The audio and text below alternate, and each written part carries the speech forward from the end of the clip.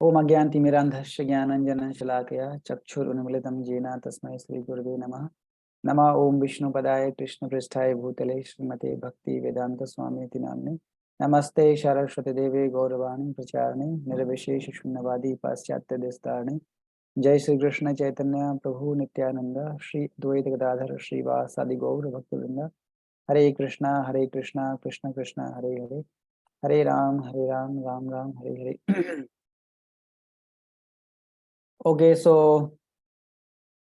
last time we have discussed shloka number 9.31. So yeah, someone can share some points from previous shlokas. Yes, whatever you just tell one points, then we will move further. Yeah.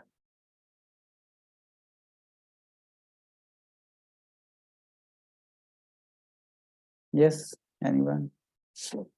What shloka we have discussed? Okay, anyone knows what shloka we have discussed? जो श्लोका तो नहीं, लेकिन जो आप explain किए थे वो पता है। Okay, okay, please तो go ahead. उसमें जैसे कैसे भगवान जो है ना वो भक्तों की कैसे सुरक्षा करते हैं उसके बारे में वो आप एक्सप्लेन किए थे। जैसे वो एक श्लोक बोले थे, हम भक्त पराधीना ना, वो भक्तों के प्रति पराधीन हो जाते हैं, उनके लिए कुछ भी कर देते हैं। और बहुत सारे एग्जाम्पल भी दिए थे प्रभु। और जो भी भगवान बोलते हैं ना कि आप बता दें कि जो भी हमारे पास है, ठीक है, जो चीज तुम्हारे पास नहीं है वो तो भगवान देते ही हैं, और जो चीज तुम्हारे पास है उसको भगवान प्रोटेक्ट करके रखते हैं। Very nice. तो What is the वो shloka? Yogakshem Bahamyam. यस प्रभु जी। Whatever you have, that I protect, and whatever you don't have, I give that. That is thing. Yeah. और बहुत सारे एग्जाम्पल दिए थे, और कुछ कुछ जो अम्बरीश महाराज के बारे में प्रभु आप बताए थे, जो Okay. और प्रहलाद महाराज के, गजेंद्र के बारे में, द्रौपदी के बारे में, ये सब सारी चीजें आप एक्सप्लेन किए थे। और हमें बोल रहे थे प्रभु कि वाव एक लेना चाहिए, जैसे कि अर्जुन ने वाव लिया था। और कृष्ण का जो भी वो बता रहे थे वो उसको मान करके उसको मतलब कंसीडर कर रहे थे कि हमें उनके बात को फॉलो करना चाहिए। सर ये सारी चीजें हरिदास ठाकुर के बारे में तो आपने एक्सप्लेन किया था। Okay. That's all about Prabhu ji. Okay, thank you, Ritesh. Anyone else wants to share something? हरे कृष्णा प्रभु जी, दंडवत प्रणाम प्रभु जी। Yes, Pramod. प्रभु जी, यस्टरडे क्लास, बिफोर यस्टरडे में क्लास था ये कि जैसे कि लव और जो रिस्पेक्ट है वो डिमांडेड, नॉट डिमांडेड, जैसे कि वो है जो क्या है, कमांडेड है। ये प्रभु जी में इम्पोर्टेंट लर्निंग था। Okay. Love and respect, that should not be commanded, that is demanded. Okay. आप उसको फोर्स करके नहीं ले सकते हैं एक ऐसा कोई मेरे सामने झुकना चाहिए। No, if you have that quality, है ना, then automatically people they will offer your respectful wishes to you, right? So that is not commanded, that is demanded. या okay, anyone else? Okay, so this previous shloka was very very important and many things we have learned from that shloka, है ना? तो mainly उसमें भगवान ये बोल रहे थे कि किस प्रकार से मेरे भक्त का कभी भी विनाश नहीं होता है। क्षिप्रम भवति धर्मात्मा सस्वत शांति न गच्छति कौन्तेय प्रतिजानहि न होता प्रणश्यति। अच्छा, स्क्रीन दिख रहा है सबको? Yes bro. ओके, सो ये जो श्लोक है ये हमने डिस्कस किया था वास्तव में, है ना? उसमें भगवान ये बोल रहे थे कि जब जब मैंने वाव ली है तब तक उनको मतलब वो मुझे तोड़ना पड़ा है। क्यों? वही जैसे रितेश प्रभु बोल रहे थे कि हम भक्त अपराधीन है, कि भगवान बोल रहे हैं कि मैं तो अपने भक्त के पराधीन हूँ। तो अम्बरीश महाराज और दुर्वासा मुनि का स्टोरी है, इससे यही सीखने को मिलता है कि हाउ कृष्णा इज अ भक्त पराधीन। इवन भगवान भी अपने कंट्रोल में नहीं रहते हैं, भक्त के कंट्रोल में हो जाते हैं। अभी मैं रितेश को से ही बात कर रहा था कि due to love unconditional love, भगवान बंध जाते हैं भक्ति में, भक्ति बद्धम, भक्ति में बंध जाते हैं। Who can control Krishna? Nobody, no one, but devotee can control. Although Krishna is unlimited, कोई उनका बिगिनिंग पॉइंट नहीं है, आदि अनंत रूपम, neither beginning point nor end point. लेकिन भगवान फिर भी आदि, मतलब उनका कोई बिगिनिंग पॉइंट नहीं है, फिर भी भक्तों के लिए वो क्या हो जाते हैं, मतलब एटर्नल, सीमाहीन से सीमा के अंदर आ जाते हैं, राइट। तो ये है भगवान और भगवान के भक्तों के बीच में रेसिप्रोकेशन, राइट। भगवान असीम है, लेकिन फिर भी भक्तों के लिए भगवान सीमित हो जाते हैं। तो ये है भगवान की ग्रेटनेस। ओके, तो इसमें फिर हमने देखा था कि क्षिप्रम भक्ति धर्मात्मा, मतलब कि जो लोग ये समझ जाते हैं कि भगवान के भक्त जो भी काम करते हैं वो हो सकता है कि सामाजिक दृष्टि से सही ना हो, बट लेकिन ट्रांसेंडेंटल लेवल पर या आध्यात्मिक लेवल से वो सही होता है, जैसे गोपियों का हमने एग्जांपल देखा था, राइट। तो इस प्रकार के लोग जो ये जानते हैं कि हाँ, भगवान के भक्त whatever they are doing, that is the supreme devotional service towards Krishna. तो ऐसे लोग बहुत जल्दी क्या बन जाते हैं? धर्मात्मा, धर्म मतलब धार्मिक बन जाते हैं। उसके बाद फिर भगवान बोल रहे हैं कि तुम डिक्लेयर कर दो कि मेरे भक्त का कभी भी विनाश नहीं होता है। तो उसमें हमने देखा था दो प्रकार का फॉल होता है, एक होता है इंसिडेंट फॉल और एक होता है इनहेरेंट फॉल। तो इंसिडेंट फॉल के बारे में हमने एग्जांपल दिया था अजामिल का इंसिडेंट फॉल, और काल कृष्णदास का एक एग्जांपल हमने दिया था इंसिडेंट फॉल, मतलब सडन जो फॉल होता है। दूसरा था आपका कौन सा? Inherent fall. तो वो जो है हम आज के श्लोक में हम देखेंगे इनहेरेंट फॉल का मतलब क्या होता है। ओके, तो क्लास में यहीं पर रोका था कि नेक्स्ट श्लोक में हम बताएंगे कि इनहेरेंट फॉल क्या होता है। श्लोक का गोस लाइक दिस। तो माम ही पार्थ व्यपाश्रित्य ये अपि शुपापयो नयः स्त्रियो वैश्या तथा शूद्र ते अपि यान्तिम पराम गतिम। Okay. Okay, so translation goes like this. Oh, someone can read the translation. I will explain then next. Yeah. Okay. I would request to Padmanu. Yeah, Padmanu, do you want to read translation? जी गुरुजी, जी गुरुजी। Yeah. O son of Pratha, those who take care shelter in me, though they be of lower birth, women, Vaisyas, merchants, or Sudras workers can attain the supreme destination. Okay. Okay. Okay. So will you continue purport also? Yeah, Prabhuji, I can continue. Okay, please. Yeah, it is here by the Supreme Lord, the Lord, that is in devotional service, there is no distinction between the lower and the higher classes of people. In the material conception of life, there are such divisions. But for a person engaged in the transcendental devotional service to the Lord, there are not. Everyone is eligible for the supreme destination. In the Sri Mad Bhagavatam, it is stated that even the lowest, who are called Chandals, dog eaters, can be purified by the association with the pure devotee. Therefore, devotional service and the guidance of pure devotee are so strong that there is no discrimination between the lower and the modes of material, lower and the higher classes of man. Anyone can take to it.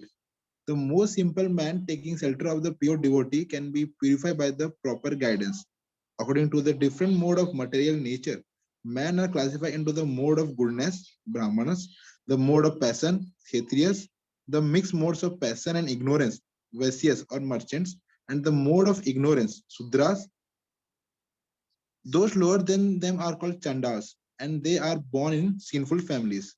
Generally, the association of those born in sinful families is not accepted by the higher classes.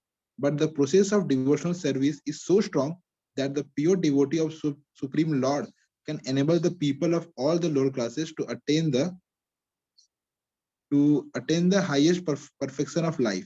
This is possible only when one takes shelter of Krishna, as indicated here by the word Vyapastriya. One has to take shelter completely of Krishna, then one can become much greater than the great Jananis and Yogis. Jnanis and yogis. Jnanis and Yogis. Yeah. जी प्रभु जी. Okay, ठीक है. तो mainly ठीक है, इसमें जो है आपको तीनों चीजों के बारे में बताया जा रहा है. वैश्य, शूद्रस एंड स्त्रिया. So what is the meaning of Shudra? So can anyone tell what is the meaning of Shudra? Shudra किसको बोलते हैं? What is the definition of Shudra? Hare Krishna Prabhu ji. Yes.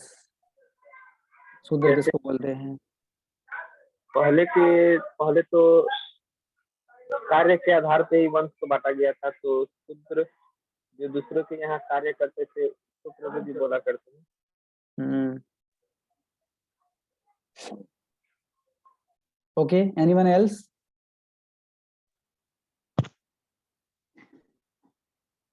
प्रभु जी, जो मतलब कि जो लोअर क्लास का families होते हैं, जिसको कह सकते हैं कि जो खाने पीने को लेकर सिर्फ जी रहे होते हैं. Okay. Basic.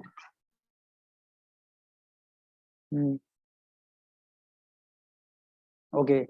So generally, like Prabhupada says, Sudras means laborer class. Laborer class, working people. So society is categorized in two ways. तो आप लोगों ने सुना होगा वर्णाश्रम सिस्टम. वर्णाश्रम, वर्ण एंड आश्रम. तो वर्ण मतलब क्या होता है? How many varnas are there? Yes, who can tell what is the meaning of varna? वर्ण कितने होते हैं? How many varnas? We have already discussed in our previous. Yes, what are they? 4 प्रकार के. ब्राह्मण, क्षत्रिय, वैश्य, शूद्र. शूद्र, ठीक है. सो दीज आर द 4 वर्णा. लाइक कृष्णा सेज 4.13 चातुर्वर्ण्यम मया सृष्टम. 4 वर्ण. And what are the 4 ashramas? Any other? Any other? What are the 4 ashramas? 4 आश्रम कौन कौन से हैं? 4 आश्रम है बाल्यावस्था. No. These are not the ashramas. I'm talking about ashramas. Yes. Anyone else? What are the 4 ashramas?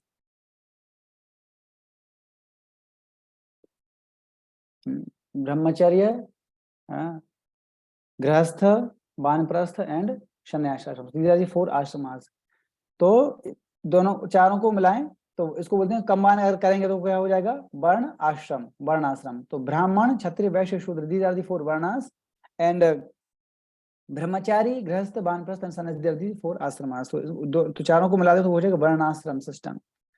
ठीक है. तो पूरा सोसाइटी जो है केवल वर्णाश्रम सिस्टम पे ही टिका हुआ है. ओके. तो वर्णाश्रम सिस्टम, तो वर्णाश्रम सिस्टम में क्या होता है? जो हाई वर्ण के होते हैं वो मतलब धर्म की प्रैक्टिस करने के लिए उनके लिए आसान होता है. और जो लोग लोअर वर्ण में होते हैं, तो वर्ण में भी अब 2 प्रकार से कैटेगराइज किया गया है, हाई वर्ण एंड लोअर वर्ण. तो like you can see like Brahmin, they are high varnas because they are intellectuals class. जैसे कि हमारा शरीर जो है बॉडी, तो बॉडी को भी 4 प्रकार से कैटेगराइज किया गया है. हेड, तो हेड पार्ट जो है वो इंटेलेक्चुअल है, तो वो है ब्राह्मण का काम करता है. देन आवर आर्म्स, भुजाएं, they are acting like as a Kshatriya. Then our belly मतलब mercantile, Vaishya. Then legs, working, that is Shudras. So in this way our body is also categorized in 4 things. So तो हाई इसमें वर्ण कौन सा है? Intellectual class of man, they are called brahmanas. And kshatriyas also, so brahman, kshatriyas. And lower class vaishyas and shudras. तो यहाँ पर कृष्ण क्या बोल रहे हैं? 3 लोअर वर्णाश्रम सिस्टम, स्त्री, वैश्य तथा शूद्रा. ठीक है. स्त्री, वैश्य तथा शूद्रा, these are the लोअर वर्ण. ठीक है. अब यहाँ पर लेकिन कृष्ण एक बहुत अच्छी चीज बोल रहे हैं, बता रहे हैं, भक्ति भक्ति इस चीजों को मतलब डिस्क्रिमिनेट नहीं कर रहा है ना, कि मतलब कोई हाई वर्ण में हो या कोई लोअर वर्ण में हो। जनरली भक्ति और pure devotional service is beyond वर्णाश्रम सिस्टम, राइट। भक्ति और pure devotional service is beyond वर्णाश्रम सिस्टम। उसको भी वर्णाश्रम सिस्टम के अंदर नहीं आता है भक्ति। वो जैसे 3 मोड्स होते हैं, तमोगुण, रजोगुण और सतोगुण। सो बट भक्ति comes in pure goodness, that is called शुद्ध सत्वगुण। और जो शुद्ध सत्वगुण है वो इस भौतिक जगत के अंदर नहीं आता है, राइट। वो आध्यात्मिक जगत में रहता है। शुद्ध सत्वगुण का मतलब क्या होता है, वो मिक्स नहीं रहता है, यूनिक है, अलोन, अपने आप, मतलब उसमें कोई मिलावट नहीं है, अनएलॉयड। उसको क्या बोलते हैं, अनएलॉयड। जैसे एलॉय मतलब क्या होता है, मिश्र धातु। जैसे सपोज गोल्ड है तो वो मरकरी और तांबे का मिलावट होता है, तो वो मिश्र है, उसको एलॉय बोलते हैं। लेकिन अनएलॉय का मतलब क्या होता है, अनएलॉय मतलब जो जिसमें किसी प्रकार की मिलावट ना हो। जैसे 24 कैरेट सोना है तो वो क्या है, अनएलॉय है, मतलब वो उसमें कुछ मिलावट नहीं है, प्योर है, शुद्ध, राइट। तो उसी प्रकार से जो शुद्ध भक्ति होती है वो क्या है, प्योर गुडनेस में होता है। यहाँ पर आप देखेंगे अगर कोई सतोगुण में भी अगर है सतोगुण, तो वो भी रजोगुण और तमोगुण में से मिला रहता है, मिक्स रहता है दोनों का। रजोगुण है तो वो सतोगुण और तमोगुण से मिला रहता है, और जो तमोगुण है वो सतोगुण और रजोगुण से मिला रहता है। तो हमेशा तीनों गुण में मिलावट रहती है एक दूसरे का। लेकिन जो शुद्ध सत्वगुण होता है वो अपने आप में यूनिक होता है, और भक्ति जो है उसी में आती है। But now we are not in Suddha Sattva Guna because we are not in pure devotional service. We whatever bhakti we are doing, that is now mixed, right? क्योंकि हम शुद्ध भक्ति के प्लेटफॉर्म पे नहीं है अभी, right? But gradually अगर हम जी प्रिंसिपल्स को, रूल रेगुलेशन फॉलो करते रहेंगे तो धीरे धीरे हम जी शुद्ध भक्ति के प्लेटफॉर्म पे आ जाएंगे। तो उसमें भगवान बोल रहे हैं कि जो भक्ति है, that not do any kind of discrimination. So even those who have inherent fall का मतलब होता है those who are coming in lower caste, like even Chandal, like Prabhupada says in purport, right? Chandal means dog eaters, so even they are below this varnas, शूद्र से भी जो नीचे आते हैं, below शूद्रास, उनको बोलते हैं क्या, है ना, this lower caste systems, sinful. So from the conventional varnashram system, even they can be uplifted by the power of devotion. तो ये है भक्ति की महत्ता, कि भक्ति इतना प्रभावशाली है कि जो चंडाल है वो भी भक्त बन सकता है। प्रभुपाद एक जगह बोल रहे हैं कि अगर कोई व्यक्ति स्कॉलर भी है, बहुत बड़ा पंडित है, शास्त्र का द्विवेदी, त्रिवेदी, चतुर्वेदी भी है, लेकिन अगर वो भक्त नहीं है तो वो गुरु नहीं बन सकता, राइट। लेकिन अगर कोई व्यक्ति चंडाल भी है लेकिन फिर भी वो क्या है, भक्त है, तो वो गुरु बन सकता है। देखो शास्त्र कितना मतलब किस तरीके से मतलब डीप तरीके से बता रहे हैं, फिलोसफी, राइट। तो जीवन का पर्पस विद्वान बनना नहीं है, राइट। ऐसे बहुत सारे विद्वान हैं जो शास्त्रों को जानते हैं, लेकिन but they are not devotees. Prabhupada का भगवद गीता आने से पहले बहुत सारे लोगों ने गीता लिखा, but how many people they become devotee? No one. कोई व्यक्ति तो अपनी सिंफुल एक्टिविटी नहीं छोड़ पाया। क्यों नहीं छोड़ पाया? Because Bhagavad Gita not written by pure devotees, right. जो लोगों ने लिखा है they have just mental speculation.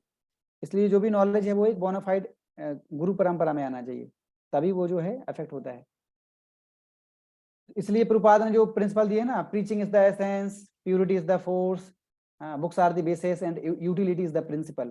तो प्यूरिटी इज द फोर्स, है ना, कि आप किसी को भक्त तभी बना सकते हैं जब आप खुद प्योर होंगे। Purity is the force.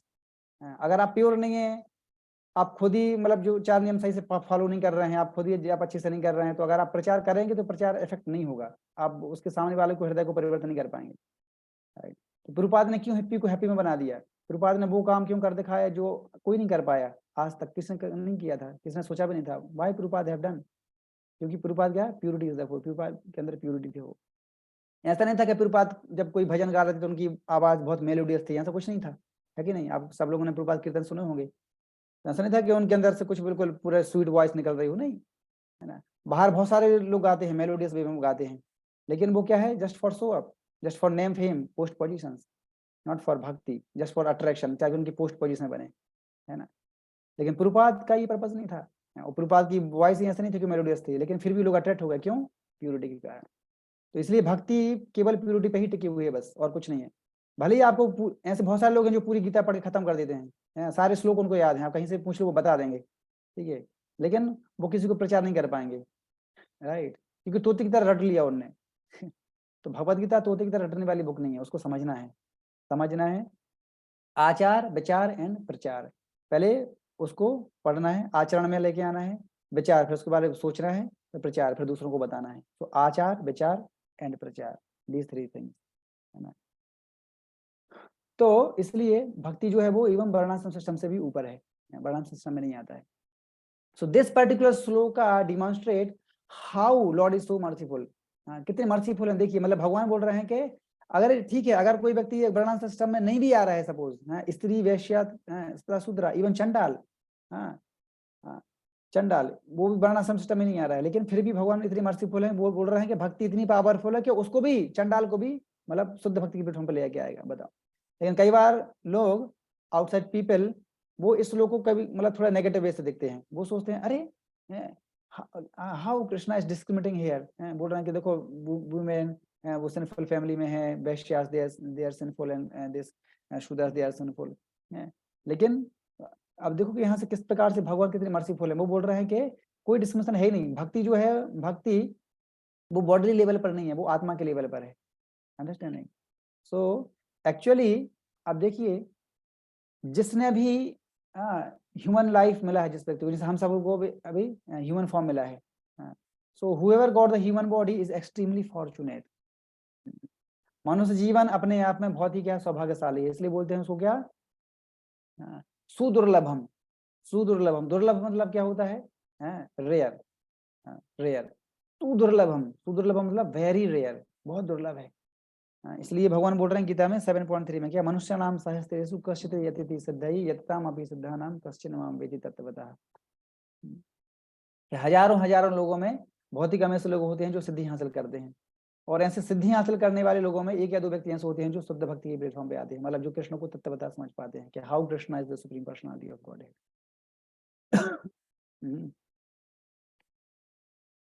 सो मनुष्य जीवन अपने आप में बहुत ही दुर्लभ है। और तो वेदर मेल और फीमेल बॉडी, चाहे वो मेल बॉडी हो चाहे फीमेल बॉडी हो, both has a capacity to practice bhakti. दोनों को ही भगवान ने अधिकार दिया है भक्ति करने का। ऐसा नहीं कि फीमेल बॉडी है जो वो भक्ति नहीं कर सकते हैं, केवल मेल बॉडी ही भक्ति कर सकते हैं, ऐसा नहीं है। Both have rights and their capacity to practice bhakti, but still within human form also male body is more suitable to practice bhakti. Male body is a more suitable to practice bhakti. तो ये क्या है, क्यों इसमें बोला जा रहा है why male body is suitable? क्योंकि उनमें क्या होता है, फिलोसफी को जानने का शक्ति रहता है, फिलोसफी जानते हैं वो, है ना। Women they can't digest so much philosophy, understanding in generally, है ना. Obviously some exceptions may be there, but in general, है ना. So in this way, so high varna and lower varna, तो यहाँ पर जो बात कर रहे हैं एक्चुअली क्या है, ये ग्रेडेशन की बात कर रहे हैं, हाई वर्ण एंड लोअर वर्ण।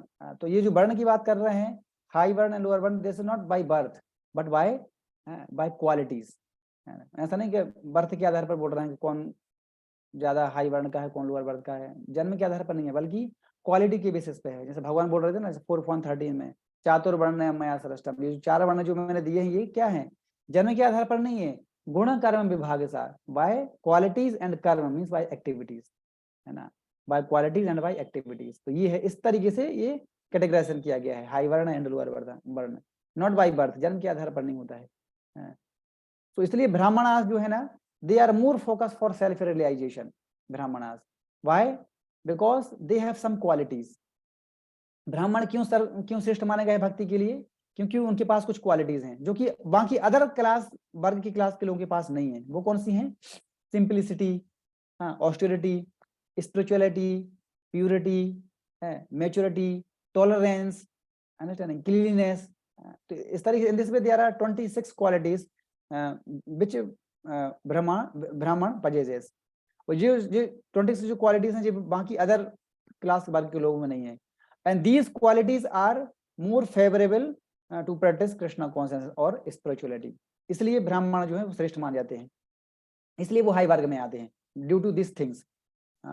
सिंपलिसिटी भक्ति के लिए फेवरेबल सिचुएशन है, ऑस्टेरिटी फेवरेबल है, purity is the force favourable है, maturity favourable condition. So Brahmanas these qualities brahmanas possesses, that's why they are in first class. And sense control also, they have sense control, and then proper behavior. Maturity मतलब proper behavior, so etc. So इस प्रकार से these qualities are more suitable for spiritual advancement. तो शूद्रास वो होते हैं मतलब के those who are not ready to regulate their life, that is called shudra basically. Those who are not ready to regulate their life. इस तरीके से मतलब उनके जीवन में कोई रेगुलेशन नहीं है, मतलब ये सब चीजों की क्या है कमी है, तो उनका जीवन उतना ज्यादा रेगुलेट नहीं रहता है. Right. So they will also elevated but it will take time. तो ऐसा नहीं कि शूद्र हैं वो नहीं एलिवेट हो सकते, वो कभी भक्ति नहीं कर सकते हैं, लेकिन बहुत सारा उनको क्या है टाइम लगेगा. जैसे एक लेडर होता है ना, सीढ़ी होती है, सीढ़ी तो पहला step, second step, third step, इस तरीके से फिर आप रूफ पर जा पाओगे. लेकिन भक्ति क्या है, भक्ति बिल्कुल सीधा आपको डायरेक्ट चढ़ा देगा. जनरली क्या होता है, पहले कर्म कांड, फिर ज्ञान कांड, फिर कर्म योग, फिर ज्ञान योग, फिर ध्यान योग, एंड देन उसके बाद भक्ति योग आएगा. तो इस तरीके से ये क्या है कि लेडर होता है, योगा लेडर. लेकिन भक्ति क्या है, आपको सीधा डायरेक्ट ही अपलिफ्ट कर देगा. तो इसलिए in higher caste systems more qualified and lower caste they are less qualified for spiritual advancement. तो जो लोग हाई कास्ट में रहते हैं वो ज्यादा क्वालिफाइड रहते हैं, और जो लोअर कास्ट में रहते हैं वो कम क्वालिफाइड रहते हैं भक्ति में विकास करने के लिए. तो बेसिकली जैसे मैं यहाँ पे बोल रहा था कर्म कांड ज्ञान कांड के बारे में बोल रहा था, तो कर्म कांड मतलब क्या होता है, कर्म कांड बेसिकली फोकस फॉर धर्म, अर्थ एंड काम, 3 things. People they do pious activities, why? For artha, money, and then when money will come, then what will they will do? They will use for their to fulfill their sense gratification, sense desire. So karma kanda mainly only consider these 3 things: dharma, artha and काम. And then ज्ञान कांड मतलब liberation, how to free from this material body, liberation, मुक्ति जो है ज्ञान कांड. But भक्ति means relation of love, and love comes from the heart. Right, love comes from the heart, with in the heart. तो जब हम लव की बात करते हैं, प्रेम की बात करते हैं, तो ऐसा नहीं होता है कि जो ब्राह्मण है उसके अंदर प्रेम है, शुद्ध के अंदर प्रेम नहीं होता है, क्योंकि लव कहाँ से आता है, हृदय से आता है. तो हृदय तो सबके पास है. तो वेदर शूद्रा बॉडी और brahmana body, soul is the same, आत्मा सेम है. राइट. तो this is the only reason. इसलिए तो इससे ये पता चलता है कि हाँ यस, भक्ति डजंट डिस्क्रिमिनेट. तो चाहे कोई शूद्र हो, चाहे चंडाल हो, ब्राह्मण हो, सबके लिए भक्ति करने का अधिकार है.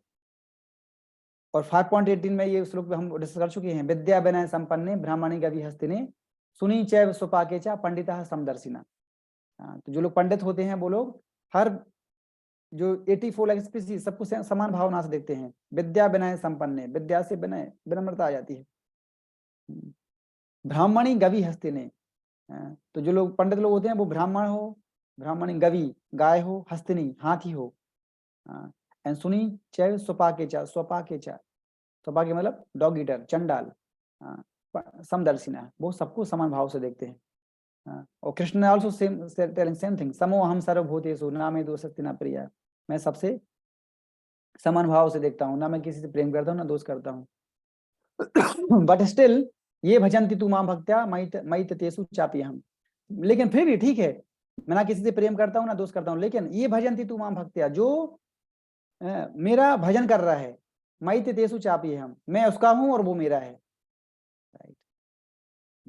इसलिए भगवान के लिए देवी देवता मतलब देवता और असुर दोनों एक जैसे हैं, बट फिर भी देवता से ज्यादा प्रेम करते हैं भगवान, असुरों से नहीं करते हैं। क्यों? क्योंकि देवता भगवान को सरेंडर करते हैं, असुर भगवान को सरेंडर नहीं करते हैं, लेकिन दोनों ही भगवान के ही अंश हैं वास्तव में।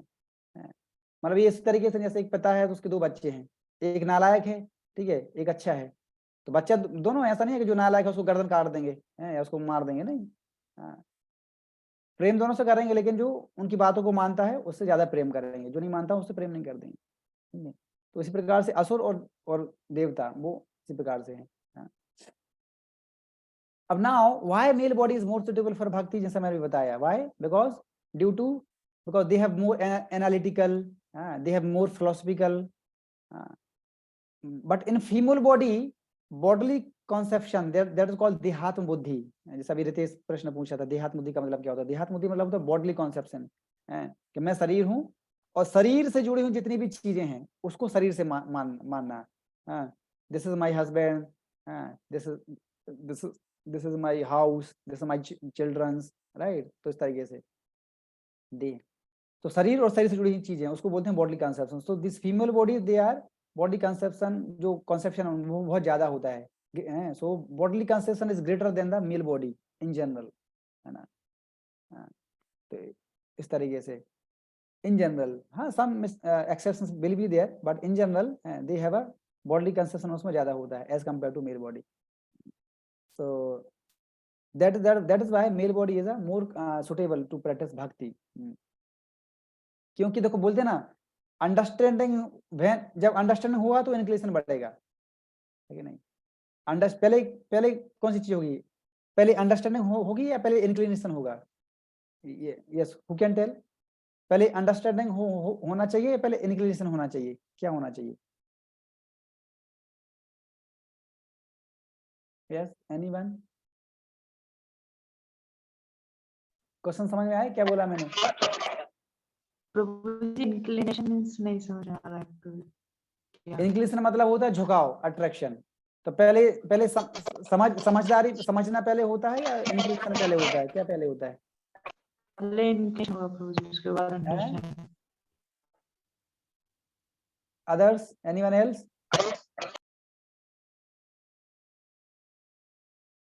अंडरस्टैंडिंग फर्स्ट और इंक्लिनेशन फर्स्ट? अंडरस्टैंडिंग, हाँ समझ जाएगा तो पहले झुकेगा उसके बाद झुकेगा जी। हाँ, बाकी सब सो गए क्या लग रहा है क्लास में? तो आवाज नहीं आ रहा है किसी का। नहीं प्रभु जगह हैं। और जगह हो? ओके ओके, थोड़ा बोलते, वही मैं सोच रहा था कि सब सो तो नहीं गए क्लास में। नहीं नहीं ओके ओके, आप लोगों का कंट्रीब्यूशन बहुत इंपॉर्टेंट है मेरे लिए। नहीं यस तो आप सो जाओगे तो स्पीकर भी बस बोलता चला जाएगा, बोलते बोलते सो जाएगा फिर। नो प्रभु। ये सब जगह रहो, है ना। इसे बीच बीच में पूछता रहता हूँ चेक करने के लिए कोई सो तो नहीं गया। ओके ठीक है, तो सिंपल सा इसमें कौन सी बड़ी बात है भाई? पहले अंडरस्टैंडिंग होगा ना, जब किसी चीज को आप समझोगे तब तो इंक्लिनेशन होगा ना, है ना। जैसे रुक्मणी है तो उन्होंने क्या किया था? पहले कृष्ण के बारे में सुना,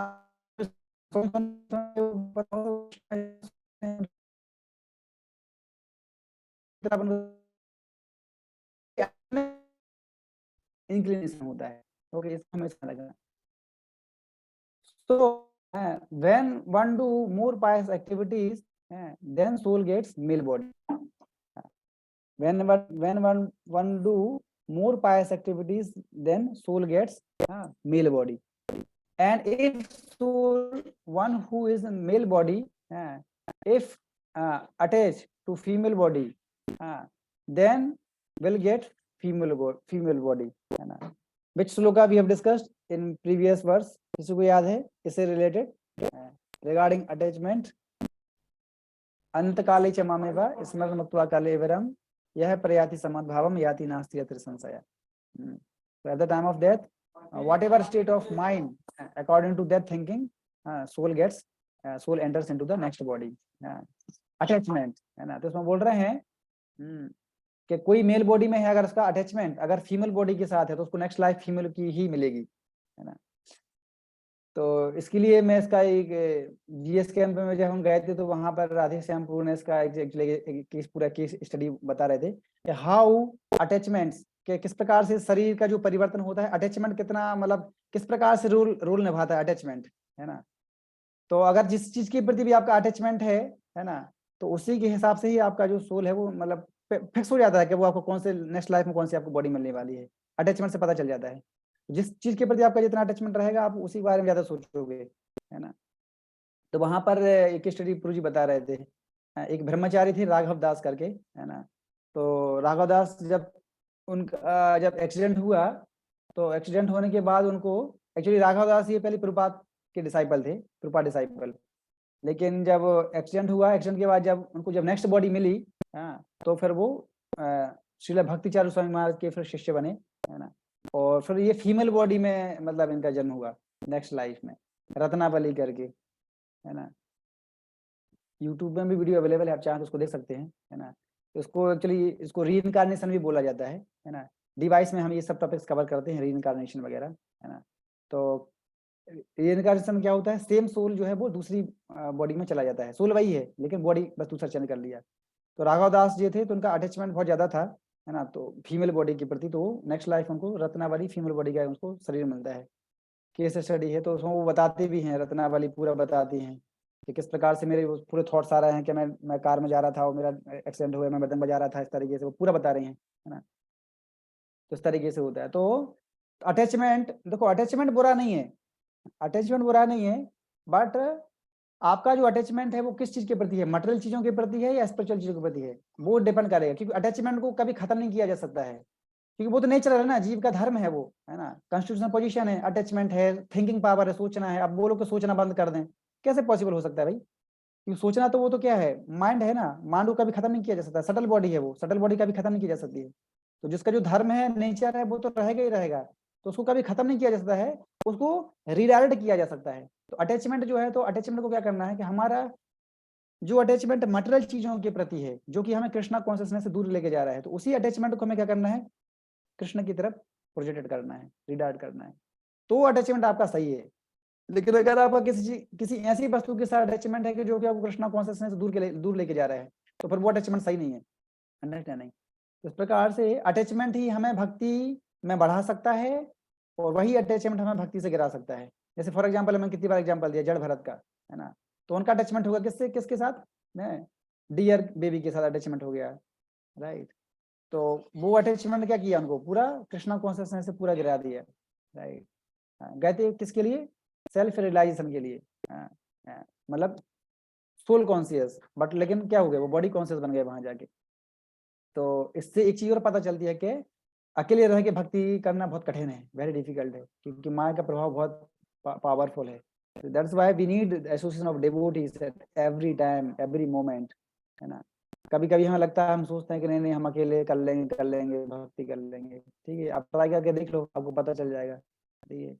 इसलिए प्रभुपाद आल्सो डिनाइड टू निर्जन भजन not possible in this age of Kali. That's why Prabhupada created this wonderful society, temples, bases, so that we can practice bhakti together. अकेले हो ही नहीं सकता, आपको देख लो, साथ में रह के भजन करके देखो, अकेले करके देखो, आपको पता चल जाएगा कौन इजी है, राइट। क्योंकि हमारा उतना अभी ज्यादा फेथ नहीं है अभी हमारा शास्त्र के ऊपर, गुरु साधु शास्त्र के ऊपर उतना ज्यादा फेथ नहीं है कि हम अकेले रह के भक्ति कर पाए। इसलिए जब हम भक्तों के साथ में रहते हैं तो वो क्या है, हमें हमेशा इनकरेज करते रहते हैं, है ना। हमसे कोई ज्यादा अच्छे से भक्ति कर रहा है तो वो हमें इनकरेज करते रहता है हमेशा। इसलिए भक्त का चुनाव बहुत इंपॉर्टेंट है, otherwise it is very difficult, almost impossible to practice Krishna consciousness. तो इसमें बोल रहे हैं कि beginning point does not matter, जिसमें बोल रहे हैं कि स्त्री वैश्या तथा शूद्रा, स्त्री वैश्या तथा शूद्रा ते अपि यान्ति परमाम गतिम। तो बिगिनिंग पॉइंट इसमें मैटर नहीं करता है कि आप कहाँ से भक्ति शुरू कर रहे हो। कि जैसे कोई अगर सपोज इस लाइफ में कोई वीमेन बनी है तो वो उसका भक्ति वहीं से शुरू हो रहा है। कोई बच्चा है, वो बच्चा है 5 साल का है, 5 साल से उसका भक्ति शुरू हो रहा है, समझते नहीं। कोई वैश्य है, वो उसी से उसका भक्ति शुरू हो रहा है। कोई शूद्र है, वो शूद्र से ही भक्ति करना शुरू कर रहा है। तो बिगिनिंग पॉइंट इसमें इंपॉर्टेंट नहीं है कोई व्यक्ति किस पोजीशन में कहाँ से भक्ति शुरू कर रहा है। जहां से भी भक्ति शुरू करेगा वहां से उसका काउंट होगा और वहां से उसका एडवांसमेंट हो जाएगा, राइट। लेकिन बाकी ऐसी प्रोसेस में नहीं, ऐसे बाकी जो अदर प्रोसेस है उसमें ऐसा नहीं होता है। कोई अगर ज्ञान युग में है, अगर कोई या कर्मकांड कर रहा है तो उसको बहुत लंबा प्रोसेस लगता है, बहुत लंबा टाइम लगता है समझने में। ज्ञान युग प्रोसेस बहुत लंबा प्रोसेस है, ध्यान युग बहुत लंबा प्रोसेस है। लेकिन भक्ति योग क्या है ना, बहुत जल्दी आपको रिजल्ट देगा। तो कोई कहीं से भी भक्ति शुरू करे, वो किसी भी बॉडी में हो, चाहे मेल बॉडी में हो चाहे फीमेल, लेकिन उसको रिजल्ट मिल जाएगा। तो भक्ति is so powerful that it will and all discrimination. तो भगवान बोल रहे हैं ना कि स्त्री वैश्यो तथा शूद्रा ते अपि मतलब बे भी, दे ऑल्सो यान्ति परमाम गतिम। परमाम गति मतलब best, supreme, supreme destination. They will also get supreme destination. Why? Because this Krishna conscious movement or bhakti is not based on bodily level. This based on soul level, atma. So even if someone is not good in philosophy,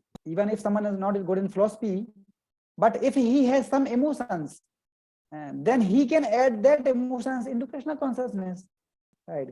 ऐसा बहुत सारे ऐसे लोग होते हैं जिनको philosophy उतना clear नहीं होता है, मतलब उनको समझ में भी नहीं आता है, राइट, लेकिन उनके अंदर इमोशंस बहुत ज्यादा होती हैं, राइट। इमोशंस मतलब वो बहुत जल्दी अटैच हो जाएंगे, बहुत जल्दी दुखी हो जाएंगे, इमोशंस बहुत ज्यादा है उनका। तो वही अगर इमोशंस उसका अगर वो भगवान की तरफ लगा दे तो कितना जल्दी एडवांसमेंट करेगा वो भगवान की, मतलब कृष्णा कॉन्शियसनेस में, राइट। तो ऐसा नहीं है कि फिलोसफी जानना, देखो फिलोसफी जानना क्यों जरूरी है, खुद के लिए भी जरूरी है, क्योंकि अगर जब तक हमें फिलोसफी क्लियर नहीं होगा तो हम भी मतलब भक्ति में उतना फिक्सअप नहीं हो पाएंगे। तो खुद के लिए भी जरूरत है और दूसरों को प्रचार करने के लिए भी जरूरत है, दूसरों को समझाने के लिए। लेकिन प्रभुपाद इसमें बोल रहा है कि ठीक है, एटलीस्ट अगर उसको फिर भी अगर उतना उसका लेवल नहीं है, सपोज उतना ज्यादा इंटेलेक्चुअल नहीं है अगर, तो अगर उसका इमोशंस है तो वो इमोशंस को कृष्णा कॉन्शियस में लगाए। लाइक जैसे एग्जाम्पल वीमेन, दे आर, उनकी इमोशंस बहुत ज्यादा होती हैं वुमेन्स की, देखा ना, जैसे घर में कोई किसी की डेथ हो जाएगा तो बहुत ज्यादा रोती हैं, इसका मतलब इमोशंस बहुत ज्यादा है ना। तो इसलिए आप देखेंगे जब भी कोई भी रिलीजियस एक्टिविटीज होती हैं कहीं पर भी, वहाँ पर ज्यादा ह्यूमन की ज्यादा क्राउड होती है, why religious activity, because they have emotion, उनका इमोशंस लेवल बहुत ज्यादा होता है। इसलिए आप देखेंगे डिवर्स पूजा है उनका बहुत रुझान होता है, क्यों? क्योंकि उन्हें इमोशंस को किसमें लगा दिया है, कृष्णा में लगा दिया है। उनका फेथ भी बहुत ज्यादा होता है, देखा ना। मंदिर में भी हम देखते हैं बहुत सारी माताएं लोग आती हैं, कितना फेथ है उनका भगवान के प्रति, कितनी बार प्रणाम करेंगे, हमारा उतना फेथ नहीं होता है, क्यों? इमोशंस को उन्हें भगवान की सेवा में लगा दिया पूरा, अंडरस्टैंडिंग। उस तरीके से भी हम देख सकते हैं। तो कहने का मतलब ये है कि this Krishna consciousness movement is not based on bodily consciousness, it is completely based on soul level। तो कोई व्यक्ति कहीं किसी भी स्तर पर क्यों नहीं, कहीं से भी भक्ति की शुरुआत करे तो बहुत जल्दी क्या होगा, उसमें आगे बढ़ जाएगा। तो इसलिए कई बार लोग इसको समझ नहीं पाते हैं, इस वर्ष को, है ना। तो बहुत ही इंपॉर्टेंट ये वर्ष है, इसको हमें समझना पड़ेगा कि भक्ति कितना, किसी भी पोजीशन हो, किसी भी स्थिति में क्यों ना हो, कहीं पर भी कितना भी सिंफल क्यों ना हो, है ना। जैसे भगवान से पहले वाले श्लोक में हमने देखा था, अपि चेत सुदराचारो भजते मम अनन्य भाग साधु रेव समन्तव्य सम्यक व्यवस्थितो हि स। क्या अगर कोई व्यक्ति जघन्य से जघन्य कर्म भी, पाप कर्म भी करता है, लेकिन फिर भी उसको साधु मानना चाहिए, क्यों? क्योंकि वो भक्ति में स्थित है। तो ये जो श्लोक है वास्तव में ये श्लोक बता रहे हैं भगवान की भगवत्ता को, भगवान की मर्सीफुल, भगवान की ग्रेटनेस, के हाउ कृष्णा इज ग्रेट, कितने ग्रेट है भगवान, राइट। इसलिए भक्ति बहुत पावरफुल है, राइट। आप देखो भक्ति इतना पावरफुल है, आप देखेंगे अभी मैं भक्ति के साथ यहाँ पे डिस्कशन कर रहा था तो उसमें प्रभु जी बोल रहे थे, आप देखो क्रिश्चियंस लोगों को आप प्रचार करोगे, मुस्लिम लोगों का प्रचार करोगे, आप उनको गीता दोगे, वो गीता नहीं लेंगे।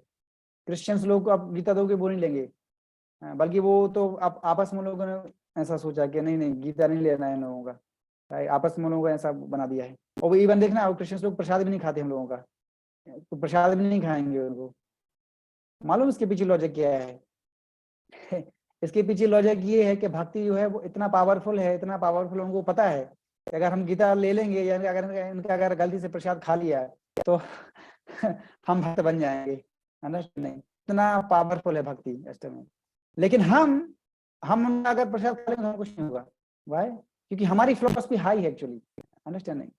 जैसे कोई 100 रुपए है, आपके पास 100 रुपए है, 100 रुपए में 90 रुपए हैं, 50 रुपए भी है, 10 रुपए भी है, लेकिन 10 रुपए के अंदर 100 रुपए नहीं है, अंडरस्टैंडिंग। तो हाई वाला लो में जा सकता है, लेकिन लो वाला हाई अगर जाएगा तो वो हाई टेस्ट उसको मिल जाएगा। इसलिए जनरली वो लोग हमारी फिलोसफी एक्सेप्ट नहीं करते हैं, वो प्रसाद भी हमारा दिया प्रसाद भी एक्सेप्ट नहीं करते, उनको पता है कि अगर जाएंगे तो वो भक्त बन जाएंगे। इतना पावरफुल है भक्ति, देखिए, राइट। फिर भी हम लोग सही से भक्ति नहीं कर रहे हैं, है ना।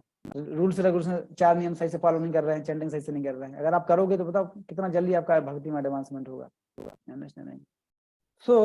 तो इस तरीके से ये है श्लोक कि भक्ति जो है, कोई व्यक्ति किसी भी में क्यों ना, भक्ति उसको अपलिफ्ट करके उसको देगा, जैसे बराह देव, जब हिरण्याक्ष ने जब पृथ्वी को गर्भोदक ओशन में जब गिरा दिया था, तो भगवान बराह का रूप लेके आए, जो अभी आज बराह द्वादशी तो थी आज बराह द्वादशी आज का ही वो दिन है जब भगवान ने बराह का रूप लेके आए, बराह अवतार लेके आए और धरती को गर्भोदक ओशन से ऊपर उठाया। तो उसी प्रकार से भगवान भी, जैसे मैं आपको पिछले श्लोक में ही बोल रहा था कि कोई व्यक्ति इतना पाप कर्म नहीं कर सकता है, इतना पाप बना ही नहीं है एक्चुअली, इतना ऐसा कोई पाप ही नहीं बना है, या कोई व्यक्ति अपने जीवन भर में इतना पाप कर्म नहीं कर सकता है कि जिसको एक कृष्ण का नाम उसको धारण कर पाए। इसका मतलब one name of Krishna is more powerful than millions and millions uncountable sinful activities. केवल एक कृष्ण का नाम, तो हम तो कितनी बार माला जप कर दें राइट।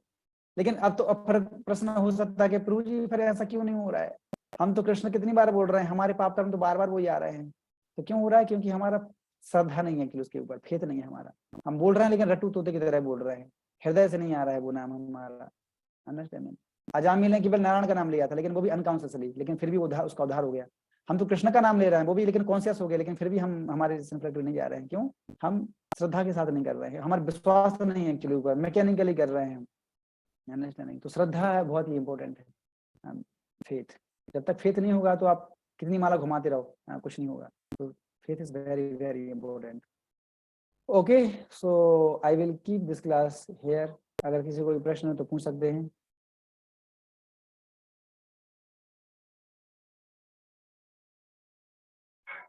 जी प्रभु जी। प्रभु जी हरे कृष्णा। किसका प्रश्न है? रितेश, सुनील प्रभु का है तो। हाँ हरे कृष्णा प्रभु जी। हाँ, यस सुनील। प्रभु जी आप बोले कि